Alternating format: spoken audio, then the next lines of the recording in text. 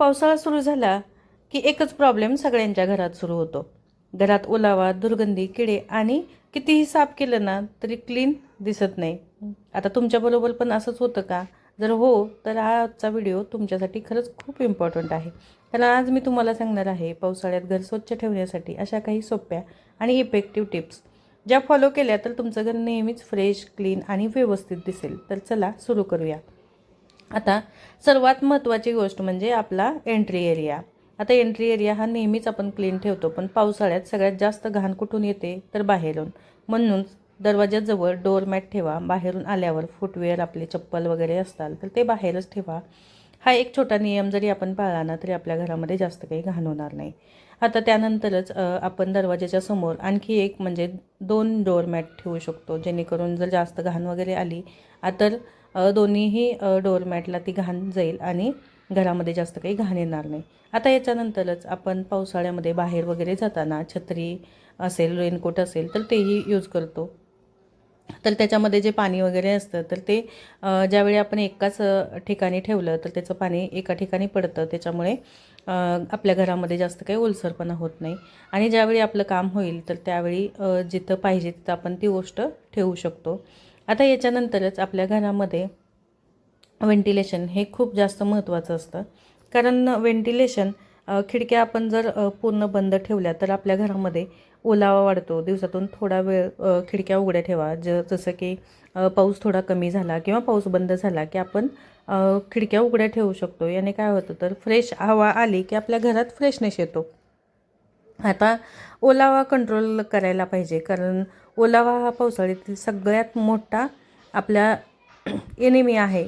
जसं की आपल्या कपाटात, रॅकमध्ये, किचनवरती. तर हा ओलावा याच्यामुळे आपले कपडे, फर्निचर सुरक्षित राहत नाही. किचन ओट्यावरती दुर्गंधी सुटते. आता त्याच्याबरोबरच आपल्या घरामध्ये बटाटे, कांदे आणि लसूण हे सुद्धा यांना जर हवा नाही मिळाली तर हे सुद्धा लगेचच खराब व्हायला सुरुवात होतं. कांद्यांना कोंब फुटायला सुरुवात होते. काही काही कांदे तर सडतात पण. तर असं न करता थोडंसं त्यांना पण व्हेंटिलेशनची गरज असते. थोडंसं फॅनखाली वगैरे आपण ही कांद्याची वगैरे जाळी ठेवू शकतो, जेणेकरून त्यांना कोंब येणार नाहीत किंवा कांदे खराब होणार नाहीत. आणि जरी त्याच्यामध्ये कांदे वगैरे खराब झालेले आहेत तर असतील तर तेही आपण ते क्लीन करून घ्यायला हवं, जेणेकरून त्याचा वास येणार नाही. आता सर्वात जास्त म्हणजे पाणी वगैरे साठतं तर ते म्हणजे आपलं किचन. कारण किचनमध्ये आपण जेवण वगैरे बनवताना किचन ओटानंतर धुवून घेतो आणि त्याचंही पाणी वेळच्या वेळी पुसून घ्यायला हवं. आता उन्हाळ्यातल्या गोष्टी वेगळ्या असतात, पण पावसाळ्यामध्ये खूप चिकचिक वाटते आपल्याला. पाणी असेल तर खूप असं चिकट चिकट व्हायला म्हणजे झालेलं असतं. त्यासाठी ज्या त्यावेळी आपण म्हणजे किचन ओटा धुतला की लगेचच त्याच्यावरचं पाणीही पुसून घ्यायला हवं. आता किचन वरचं पाणी पुसण्यासाठी जे काही आपण कापड यूज करतो, नॅपकिन वगैरे, तर तेही ज्या त्यावेळी धुवून घ्यायचं, जेणेकरून त्याचा वास येणार नाही. आता जो बेसिन एरिया असतो तर कधी-कधी त्याच्यातून आपल्याला वासही येतो, दुर्गंध येते. तर आठवड्यातून 2 वेळा किंवा 2-3 वेळा आपण त्याच्यामध्ये असं गरम पाणी करून ओतायचं, जेणेकरून त्याच्यामध्ये बॅक्टेरिया तयार होणार नाहीत आणि दुर्गंधीही येणार नाही. अशा पद्धतीने आपण हे वॉश बेसिनही क्लीन ठेवू शकतो. आता त्याच्यानंतरच आपल्या घरातील कपडे. आता कपडे जर आपल्या घरामध्ये ओलसर असतील ना तर त्यांचा खरंच वास येतो आणि कुबटपणा आपल्या घरातला जात नाही.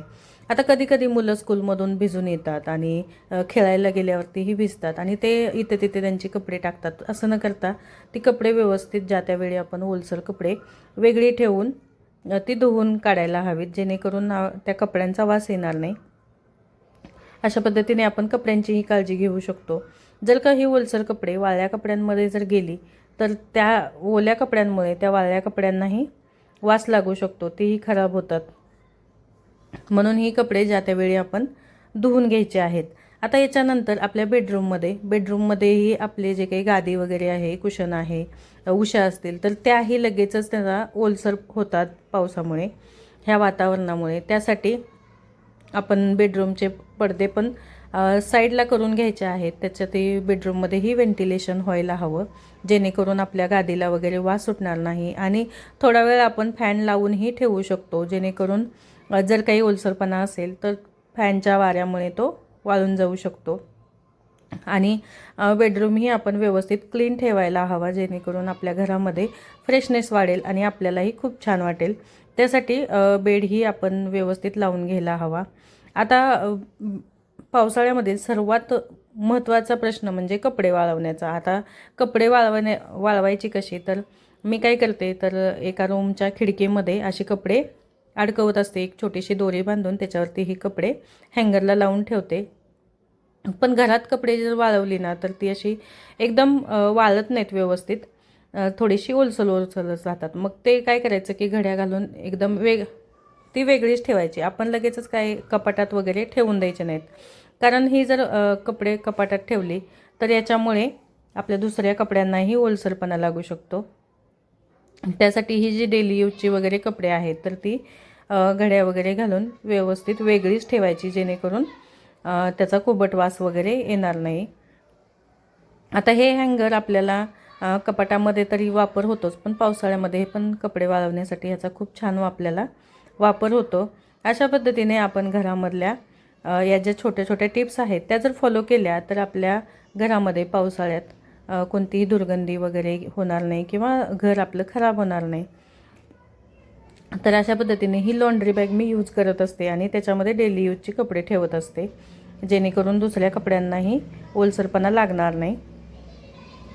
आता घरामध्ये जर आपल्या दुर्गंधी येत असेल किंवा आपल्याला कुबटपणा जाणवत असेल, तर आपण घरामध्ये असं धूप वगैरे लावू शकतो किंवा कापूरही जाळू शकतो. जर व्हिडिओ आवडला असेल तर चॅनलला सबस्क्राईब करून घ्या आणि तुमचाही अनुभव माझ्याबरोबर शेअर करा कमेंटमध्ये. चला भेटूया नेक्स्ट व्हिडिओमध्ये.